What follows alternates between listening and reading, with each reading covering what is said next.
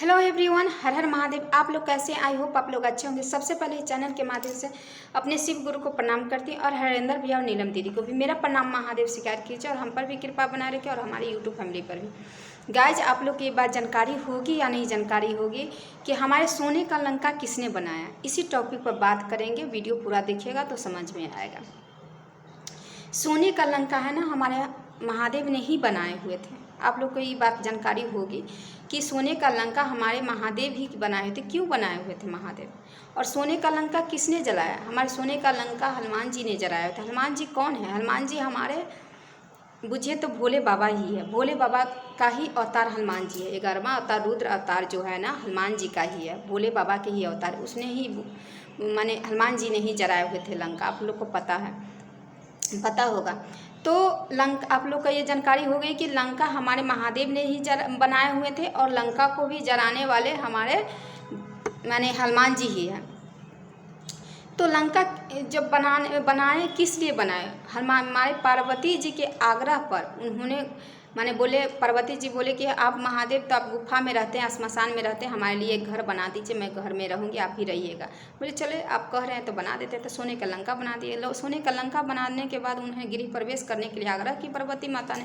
बोले ठीक है महादेव, वो भी बात मान लिए, चलो कोई बात नहीं। महादेव तो सोने का लंका बना दिया और रहने गृह प्रवेश कराने लगे। गृह प्रवेश कराने के बाद ब्राह्मण जो कौन गृह प्रवेश कौन करा रहे थे? ब्राह्मण करवाते हैं। पूजा पाठ तो ब्राह्मण ही करते हैं। तो ब्राह्मण कौन थे? ब्राह्मण जो थे ना, वो लंकाधीश रावण जो है ना, रावण के पिताजी थे। रावण के पिताजी ही उनको पूजा करा रहे थे।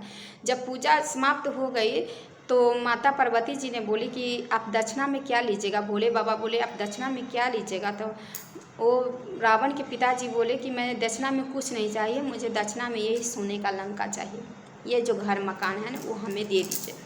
तो पार्वती जी माता बोली कि मैं बहुत कठिन के बाद मेरा एक घर रहने का ठिकाना हुआ है और ये घर आप ले रहे हैं तो कोई बात नहीं, ले लीजिए। उन्होंने दे दिए, दक्षिणा के रूप में उन्हें घर दे दिए। उसके बाद बोली कि हे ब्राह्मण, आपने मेरा तो घर ले लिया, लेकिन एक बात जान लीजिए, ये सोने का लंका आपको काम का नहीं होगा, कोई काम का नहीं होगा, क्योंकि इसमें आपको आगे चलकर कोई दिया जलाने वाला ही नहीं बचेगा।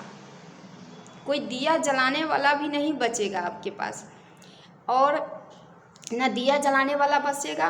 और एक दिन यह जो लंका, सोने का लंका है, जल का भस्म हो जाएगा, जल जाएगा, देखिएगा। और ये बात बोल दिए वो उनको बोल दिए, माने ब्राह्मण को बोल दिया, रावण के पिताजी को बोल दिया। और ये भी बोली कि इस मृत्यु लोक में हम रहने के लिए एक मेरा घर बनाया है, तो हमें तो रह नहीं पाए। तो मृत्यु लोक में जिस भी व्यक्ति को सोना गुम भी होगा तो नुकसान करेगा, और मिलेगा तो भी नुकसान करेगा। तो आप लोग अब जब करते होइएगा, मालूम होगा, सबको मालूम होगा, सोना गुम होना अच्छा नहीं होता, अशुभ होता है, और सोना मिलने पर भी अशुभ होता है। तो सोना अच्छा पाना भी नहीं है, और जो हेरा जाता है, गुम होता है, वो भी अच्छा नहीं होता।